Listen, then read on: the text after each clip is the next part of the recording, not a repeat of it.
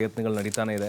ರಾಜ್ಯಾಧ್ಯಕ್ಷರ ಬದಲಾವಣೆ ಆಗಬೇಕು ಅಂತ ಹೇಳಿ ಯತ್ನಾಳ್ ಆ್ಯಂಡ್ ಟೀಮ್ ಮತ್ತೆ ದೆಹಲಿಗೆ ದಂಡಯಾತ್ರೆಯನ್ನು ಕೈಗೊಂಡಿದ್ದಾರೆ. ಈಗ 2 ಬಾರಿ ಹೋಗಿ ಬಂದಿದ್ದಾರೆ, ಆದರೂ ಏನೂ ವರ್ಕೌಟ್ ಆಗಲಿಲ್ಲ.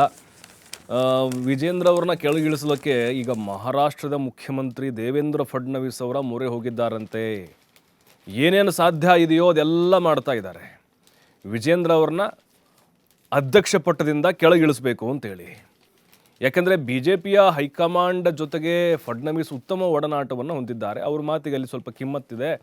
ಹಾಗಾಗಿನೇ ಆ ದೂರುಗಳ ಪಟ್ಟಿಯನ್ನು ಇವ್ರ ಮುಂದೆ ಇಟ್ಟು ಇವ್ರ ಮೂಲಕ ಅವರನ್ನು ಮಣಿಸುವಂಥ ಒಂದು ಪ್ರಯತ್ನವನ್ನು ಈಗ ಮಾಡಲಿಕ್ಕೆ ಮುಂದಾಗಿದ್ದಾರಂತೆ. ಅಮಿತ್ ಶಾ ಮೊನ್ನೆ ಬೆಂಗಳೂರಿಗೆ ಬಂದಂಥ ಸಂದರ್ಭದಲ್ಲಿ ಲಿಂಬಾವಳಿ ಚೀಟಿ ಕೊಟ್ಟಿದ್ದರು. ಅದರಲ್ಲಿ ಕೆಲವೊಂದಿಷ್ಟು ವಿಚಾರಗಳನ್ನು ಬರೆದಿದ್ದರು. ಹಾಗಾಗಿನೇ ಅಮಿತ್ ಶಾ ಬಂದುಬಿಡ್ರಿ ನೀವು ದೆಹಲಿಗೆ, ಅಲ್ಲಿ ಮಾತಾಡೋಣ ಅಂಥೇಳಿ ಬುಲಾವ್ ಕೊಟ್ಟಿದ್ದರು. ಹಾಗಾಗಿನೇ ಈಗ ಭಿನ್ನರ ಬಳಗ ಮತ್ತಷ್ಟು ಆ್ಯಕ್ಟಿವ್ ಆಗಿದೆ. ಅಂದರೆ ಶತಾಯಗತಾಯ ವಿಜೇಂದ್ರ ಅವ್ರನ್ನ ಕೆಳಗಿಳಿಸಲೇಬೇಕು ಅಂಥೇಳಿ. ನೋಡಿ, ಫೆಬ್ರವರಿ ಅಂತ್ಯದ ವೇಳೆಗೆ ಈ ಎಲ್ಲ ಗೊಂದಲಗಳಿಗೆ ತೆರೆ ಬೀಳ್ತವೆ ಅಂತ ಹೇಳಿದರು, ಆಗಲಿಲ್ಲ. ನಮಗೆ ಅನ್ನಿಸ್ತಾ ಇದೆ ಹೈಕಮಾಂಡೇ ಎಲ್ಲೋ ಒಂದು ಕಡೆ ಗೊಂದಲದಲ್ಲಿದೆ ಅಂತ ಹೇಳಿ. ಈಗ ವಿಜೇಂದ್ರ ಅವ್ರನ್ನ ಕೆಳಗಿಳಿಸಿದರೆ ಪಕ್ಷಕ್ಕೆ ಆಗುವಂಥ ಡ್ಯಾಮೇಜ್ ಏನು, ಪರಿಣಾಮ ಬೀರ್ಬೋದು ಆ ಚುನಾವಣೆ ಮೇಲೆ. ವಿಜೇಂದ್ರ ಅವ್ರನ್ನ ಅಧ್ಯಕ್ಷರಾಗಿ ಮುಂದುವರೆದ್ರೆ ಯತ್ನಾಳ್ ಬಣ ಕೊತ್ತ ಅದು ಹಾಗೆ ಮುಂದುವರಿಯುತ್ತೆ. ಅದು ಮತ್ತೆ ಮುಂದಿನ ಚುನಾವಣೆಗಳ ಮೇಲೆ ಪರಿಣಾಮ ಬೀರಬಹುದು. ಸಮುದಾಯಗಳ ಒಂದು ವಿಕೇಂದ್ರೀಕರಣ ಅನ್ನೋದಕ್ಕಿಂತ ವಿಭಜನೆ ಆಗ್ಬೋದು ಮತಗಳು. ನೋಡಿ, ಲಿಂಗಾಯತರದ್ದು ಅಸ್ತ್ರವನ್ನು ಅವ್ರು ಬಿಟ್ಟಿದ್ರು. ಈಗ ಯತ್ನಾಳ ಬಣದ ಯಾರೋ ಒಬ್ಬರು ಅಥವಾ ಅವ್ರನ್ನ ರಾಜ್ಯಾಧ್ಯಕ್ಷರನ್ನಾಗಿ ಮಾಡಿದರೆ ವಿಜೇಂದ್ರ ಬಣದ್ರು ಸುಮ್ಮನೆ ಇರ್ತಾರಾ? ಅವರೇನೋ ಒಂದು ಮಾಡ್ತಾರೆ, ಪಕ್ಷಕ್ಕೆ ಡ್ಯಾಮೇಜ್ ಆಗುವುದು. ಹಾಗಾಗಿನೇ ಇಲ್ಲಿ ಯಾರಿದ್ದಾರೆ ಸಮರ್ಥ ನಾಯಕರು BJPಯಲ್ಲಿ ಪಕ್ಷವನ್ನು ಮುನ್ನಡೆಸ್ಕೊಂಡು ಹೋಗುವಂಥವ್ರು ಯಾರಿದ್ದಾರೆ? ಯಾವ ಮುಖ ಇದೆಯಪ್ಪ? ವಿಜೇಂದ್ರನೂ ಬೇಡ, ಯತ್ನಾಳು ಬೇಡ. ಯಾರಿದ್ದಾರೆ? ಯಾವ ತಟಸ್ಥ ಬಣದವ್ರು ಇದ್ದಾರಾ? ಅಂತಹ ಮಾಸ್ ಲೀಡರ್ ಎಲ್ಲಿದ್ದಾರೆ? ಯಡಿಯೂರಪ್ಪನವ್ರನ್ನ ಬಿಟ್ಟರೆ BJPಯಲ್ಲಿ ಅಂತಹ ನಾಯಕರು ಯಾರಿದ್ದಾರೆ?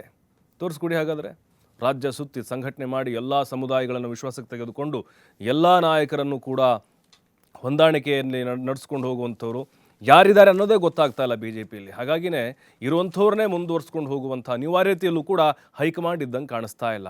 ಯತ್ನಾಳವ್ರನ್ನೂ ಕೂಡ ಮಾಡಿದರೆ ವಿಜೇಂದ್ರ ಬಣ ಮತ್ತಿಲ್ಲಿ ಪಕ್ಷಕ್ಕೆ ಡ್ಯಾಮೇಜ್ ಮಾಡಬಹುದು, ಸಮುದಾಯ ಇಲ್ಲಿ ಹೊಡೆತ ಕೊಡ್ಬೋದು ಅನ್ನುವಂತಹ ಭಯ ಕೂಡ ಹೈಕಮಾಂಡ್ಗೆ ಇದ್ದಂಗೆ ಕಾಣಿಸ್ತಾ ಇದೆ. ಜೀವನ ಅದೇ ಅರ್ಥ ಆಗ್ತಾ ಇಲ್ಲ ನನಗೆ. ಹೌದು, ವಿಜೇಂದ್ರ ಬೇಡಪ್ಪ, ನಮಗೆ ಯತ್ನಾಳು ಬೇಡ. ಹಾಗಾದ್ರೆ ಯಾರಿದ್ದಾರೆ ಹಂಗ? ಸೊ ಅದಕ್ಕೆ ಇವ್ರೇನು ಮಾಡ್ಬೇಕಂತಂದ್ರೆ, ಇವ್ರೇನು ಜಗಳ ಆಡ್ತಿದಾರಲ್ಲ, ಅದರಲ್ಲೂ ಬೇರೆ ಮಹಾರಾಷ್ಟ್ರದ ಮುಖ್ಯಮಂತ್ರಿ ದೇವೇಂದ್ರ ಫಡ್ನವೀಸ್ ಅವರ ಅಂಗಳಕ್ಕೆ ಹೋಗಿದೆ ಹೈಕಮಾಂಡು ಇಲ್ಲ, ಪಕ್ಕದ ರಾಜ್ಯ. ಮತ್ತೊಂದೇನಂತಂದ್ರೆ, ಈ ರಮೇಶ್ ಜಾರಕಿಹೊಳಿ ಅವರು ಮತ್ತೆ ದೇವೇಂದ್ರ ಫಡ್ನವೀಸ್ ಅವರ ನಡುವೆ ಒಂದು ಅಂದ್ರೆ ಒಂದು ಫ್ರೆಂಡ್ಶಿಪ್ ತುಂಬಾ ಗಟ್ಟಿಯಾಗಿದೆ. ಏನಾಗುತ್ತೋ ಹೇಳಕ್ಕಾಗಲ್ಲ. ಐದರ ಒಂದು ರಾಜ್ಯಾಧ್ಯಕ್ಷರ ಬದಲಾವಣೆ ಅಂತ ಕಿವಿ ಹಿಂಡಬಹುದು ದೇವೇಂದ್ರ ಫಡ್ನವೀಸ್ ಅವರ ಮೂಲಕ.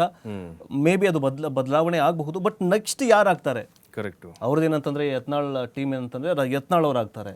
ಸಪೋಸ್ ಏನಾದರೂ ಒಂದು ಪಕ್ಷದಲ್ಲಿ ರಾಜ್ಯಾಧ್ಯಕ್ಷರ ಬದಲಾವಣೆ ಆಗತ್ತಪ್ಪ, ಆಯ್ತು ಮಾಡ್ಕೊಳ್ಳಿ ಅಂತ ಏನಾದರೂ ಪರ್ಮಿಷನ್ ಕೊಟ್ರೆ ಇವ್ರಿವ್ರ ನಡುವೆನೇ ಜಗಳ ಶುರುವಾಗತ್ತೆ. ಕರೆಕ್ಟ್. ಯಾಕಂತಂದ್ರೆ ಈಗ ಏನಂತಂದ್ರೆ ಪ್ರತಾಪ್ ಸಿಂಹ ಆಗಿರಬಹುದು, ಯತ್ನಾಳ್ ಆಗಿರಬಹುದು, ದೊಡ್ಡವರೆಲ್ಲ ಅವ್ರವ್ರ ನಡುವೆ ನಾನು ಆಗ್ತೀನಿ ಅಂತ ಅದು ಒಂದು ಇನ್ನೊಂದು ನೆಕ್ಸ್ಟ್ ಏನಂತಾರೆ ತಲೆನೋವಾಗಿ ಪರಿಣಮಿಸುತ್ತೆ. ಬಟ್ ಗೊತ್ತಿಲ್ಲ ಏನಾಗತ್ತೆ ಅಂತ.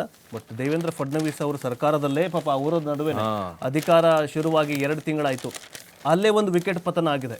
ಹೌದು, ಅವ್ರಿಗೆ ಏನು ಮಾಡಬೇಕು ಅಂತ ಗೊತ್ತಾಗ್ತಾ ಇಲ್ಲ. ಯಾಕಂದರೆ ಒಂದು ಕಡೆ ಏನು ಶಿಂದೆ ಬಣ ಆಗಿರಬಹುದು, ಇನ್ನೊಂದು ಕಡೆ ದೇವೇಂದ್ರ ಫಡ್ನವೀಸ್ ಬಣ ಆಗಿರಬಹುದು, ಅವ್ರವ್ರ ನಡುವೆ ತಿಕ್ಕಾಟ ಶುರುವಾಗಿದೆ. ಬಟ್ ಇದು ಹೋಗಿ ಈಗ ಆಲ್ರೆಡಿ ಅವರ ರಾಜ್ಯದಲ್ಲೇ ಒಂದು ಟೆನ್ಷನ್ ಶುರುವಾಗಿದೆ. ಈ ಒಂದು ಟೆನ್ಷನ್ ತಗೊಂಡು ಇದಕ್ಕೆ ಮದ್ದರಿತಾರ ಕಾದು ನೋಡಬೇಕಾಗಿದೆ. ನಿಜಕ್ಕೂ ಜೀವನ ಹಾಗೆ ಅನ್ನಿಸ್ತಾ ಇದೆ. ಬಟ್ ನನಗೆ ಅದೇ ಆಯಿತು, ತಗೊಂಡು ಬನ್ನಿ ಅವರ ಒಂದು ಹಿಸ್ಟ್ರಿ ತೊಗೊಂಡು ಬನ್ನಿ.